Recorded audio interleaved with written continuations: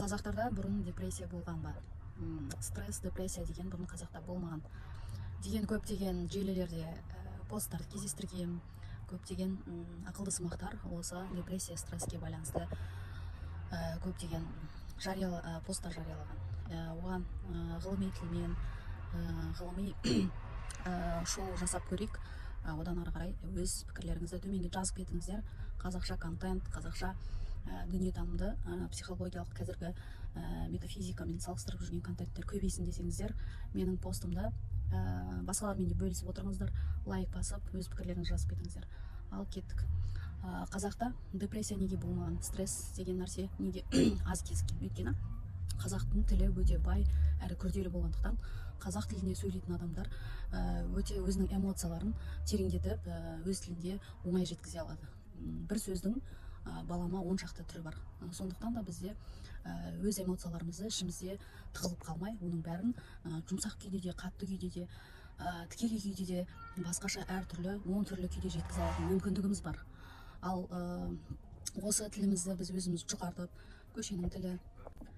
көшенің тілі, басқа тіл, қазіргі оңайтылған тіл, әртүрлі терминдердің бәрін сызып тастап, біз өзімізді депрессияға, стресске тез ұшырауға алып келіп жатырмыз. Кезінде Ахмет Байтұрсынов пен Әлихан Бөкейхандар, Міржақып Дулатұлылар осы біздің Шағатай жазуымыздың да біздің депрессияға, стресске түспеуге, мынау кітапты оқығанда, жазғанда адамды күйзелістен сақтайтын, адамды психологиялық тұрғыдан сергітетін жазу деп те қараған. Сондықтан да олар латын жазуына, кирилл жазуына ауысуға қарсылық көрсетілген. Жазуымыз былай тұрсын, біздің эмоциялық жағдайларымызды жеткізе білу, өз тіліміздің күрделілігімен, өте сөзге байлылығының арқасында біз депрессияға түспейміз. Мысалы, сіздер қазір қазақ әдебиетінің туындыларын оқып, оны талқылап, тіл байлығыңыз көбейтетін болсаңыздар, стресс пен депрессия сізден аулақ болады. Сол үшін қазақ тілінде сөйлеп, қазақ тілін тереңдетіп үйренген сайын сіздердің депрессияға ұшырауларыңыз азая береді. Ал мынау орыс тілділер бізге қарағанда депрессияға тезірек түсіреді. Өйткені орыс тілінің эмоциялық жағдайларды жеткізу сөздері аздау қазақ тіліне қарағанда.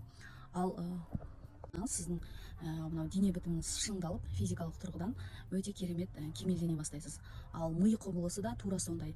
Сізге өте күрделі сөздер, өте күрделі туындыларды оқып, оны зерттейтін болсаңыз, сіздің миыңыз да шынығып кемелдене береді. Сондықтан санаңызды шыңдалғанын қаласаңыздар, көбірек әдебиет, мәдениет тарауында көбірек айналысыңыздар, сіздің хоббиіңіз болсын. Сонда сіздің психологияңыз да мықты болады.